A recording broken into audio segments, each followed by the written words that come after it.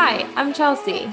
And I'm Sophie, and we are here to help guide you to the why behind your wellness why. Come join us on our journey.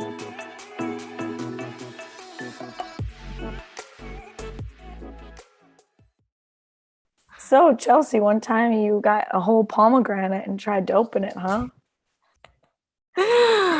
I swear I need to start a series of Like things mess that ups. don't go well that you see online. All these videos out there that are like, do this, which I make those too. Like I've shown how to cut an avocado and things like that, but like half the time they don't work, let me tell you. So, like Mythbusters for Yes. a simple Yes. Well, tasks. I did that one of the hard boiled egg. Do you remember that? Oh, yeah. How could one forget? Of me blowing into a hard boiled egg. If you're listening to this, don't try it home. Leave it to professionals. Literally, blowing into a hard boiled egg to get the shell off does not work. And also slapping a pomegranate with a wooden spoon to get the seeds out. But there's these small tips and tricks, and those little things can really make a difference. Like ice water versus just regular water. Just It'd be like that sometimes. yeah. Anyways, that's why we're not here today. But topic for another time.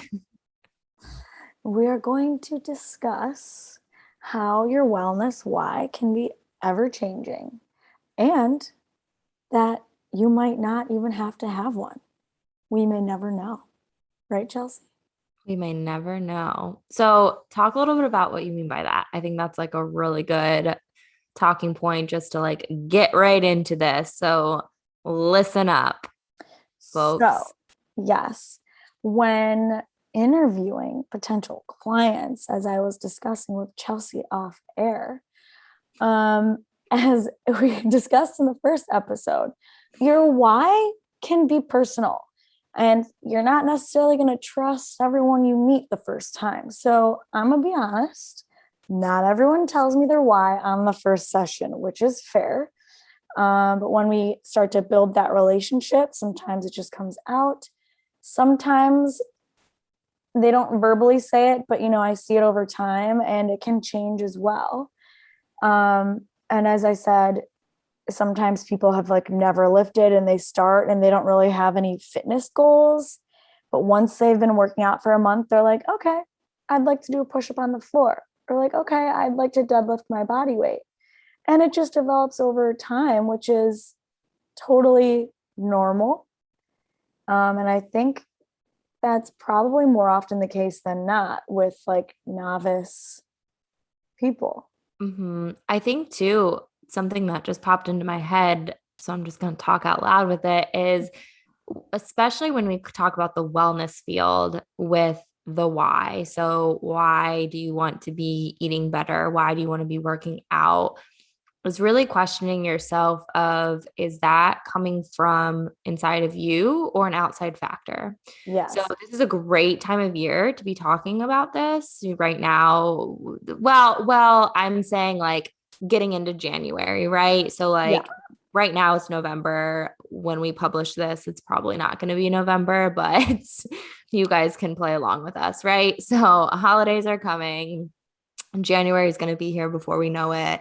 And that is when like so much from the wellness industry just starts to explode. Mm-hmm. And it's just really getting into, are you doing something for you or for another factor? So I have a lot of people who come to me and I think we can all relate to it, right? Like it's society, it's friends, it's family, it's having those outside factors, and those outside factors can be really positive or really negative.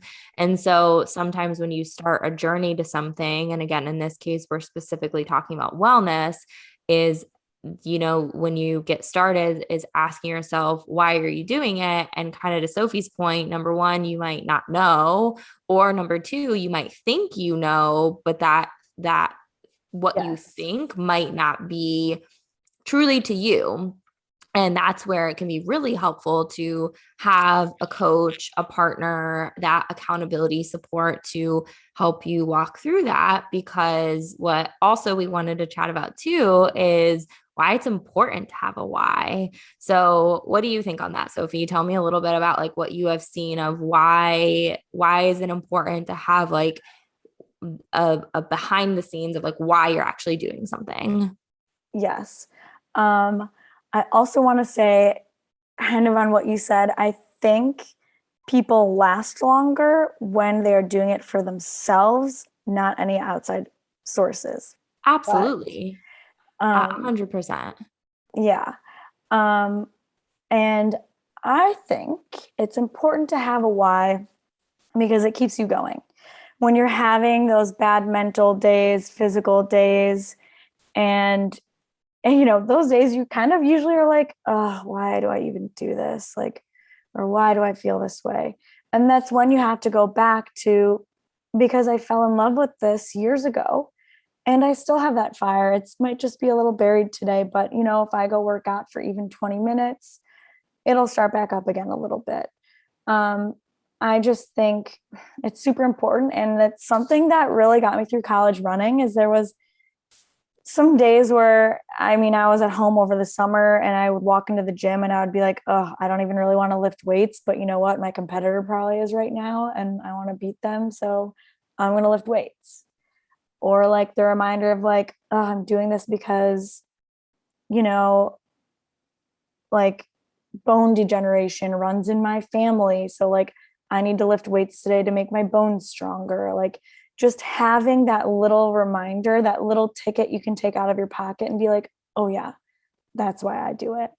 Yeah. And I think it's the big picture, like you said. So it might be that like long-term goal of like Mhm. the bone example is like a great example of that's a why of like I'm doing this now. So long term I can have these benefits. And so that there can be that type of why. And there can also Yes. be the short term type of why. So from like a nutrition standpoint, something that I get asked a lot is like, how do you stay structured so often? Like, you cook every week and you shop every week and you plan every week, and that takes a lot of time. And so, like, why and how for you do you do that? And it always goes back to your why. So, like, for me, first of all, I should always preface, which even I just did this recently, both Sophie and I can relate to.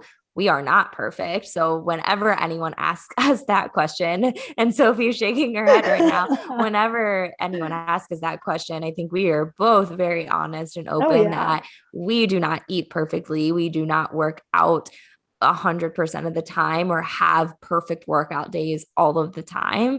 And so No. that's always something I like to just, when people ask me that, my first answer is, it doesn't always happen like that. But my second answer is it's because of my why. So even in a short term basis for me, and this happened last week. So this is very relatable right now, is it was a Sunday afternoon. We had nothing in our refrigerator. I was tired. My family was in town. I didn't feel like meal planning. I didn't feel like going to the store. And so when I was sitting in that moment, I was like, why should I be doing this? And I knew in that moment that my mood then, if I didn't get up and take an hour to go shopping, to plan out my week, to do what works for me, which might not work for other people, but it's what works for me, that would help me even throughout that week. So my energy levels, my mood, especially waking up on Monday knowing that I was going to be eating what I knew would fuel my body versus waking up and being like, what am I going to eat? What are we going to do? I don't have any food in the house, all of that type of stuff. So your why can be a bigger picture thing, but it can also just be your like day-to-day life type of thing as well, which is interesting to think about. I totally agree with that. It's like my excuse me, my schedule is all over. And so there are some days like tomorrow I have 9 sessions. I'm not working out. So like I made sure to work out today, a small little why for today. So like I I mean, it's my 9 sessions is a workout for me. Yeah.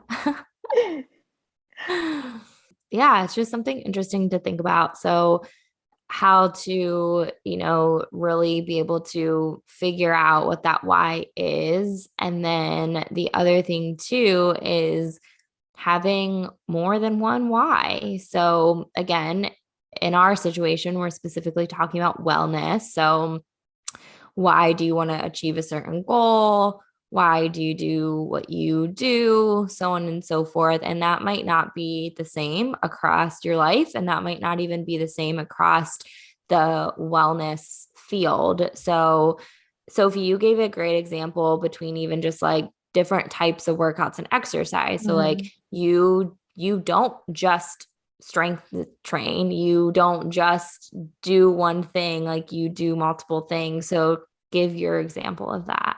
Yes. So I said I lift weights to feel strong and be badass and build my confidence. And like I play tennis to have fun and be a kid and just have some like added joy in my life. Not that lifting doesn't bring me joy, but it's just different like moods. One is a more serious mood when I'm like lifting weights. I think I'm way more serious than I think. I like am not smiling, but I'm smiling on the inside.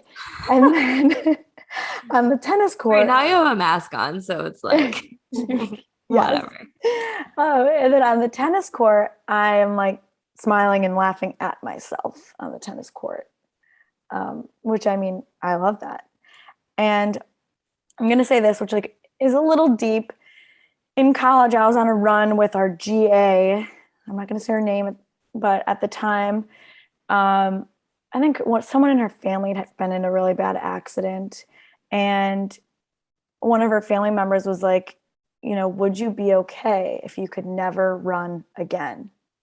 And she asked me that. So like she reflected a lot on those thoughts and got over it. So she was at the point when she asked me that question if she would be okay if she could never run again. So because basically with that you're losing a why, so to speak, Mhm. like to think about. So her asking me that, it took me time. I don't remember if it took me months or a year or two, but now I'm okay if I could never run again. Would I be really sad? Like, yes. But that's also why I think having multiple whys in different areas is really good and important Mhm. for the long run. Yeah, yeah. No pun intended. That's a good way to think about it too, is almost going like backwards in your thought of if you're someone out there that's struggling or stuck or just feel like, I don't know, like you guys are talking about your whys and you guys have whys and my friends have whys, but I just don't know. Like wellness is just not an important area right now. First of all, that's a whole nother topic that priorities don't always have to be top notch in every area of wellness too. It's okay to take a step back, but like you were saying in terms of your why is going a little bit backwards and asking yourself, well, would it matter to me if I couldn't do XYZ? So, like, if you're thinking about something and you're like, but I just don't know why I want to do this, like going backwards and asking yourself, like, well, how would my life be different if I could achieve this or could not achieve that? Mm-hmm. That's a really good way of getting a little bit deeper too. Oh, yeah. All the feels. All the feels, all the feels. So, yeah, that's just a little bit. I know with whys, again, that's all over the place and a pretty deep topic, but it's just fun to step away from this and ask yourself, especially going into the next few weeks and months, is what is your why? And if you don't know it, that's okay. But take a couple of these tips with you. And if you need help on any of this journey, hit your girls up. Yes, I would definitely recommend maybe journaling about it, maybe title it why and put some bullet points and go back to it maybe every week the next 8 weeks or for a couple months and see if it changes, see if you add or take away anything from it. Yeah. Good tips. Thanks for listening. Have a good one.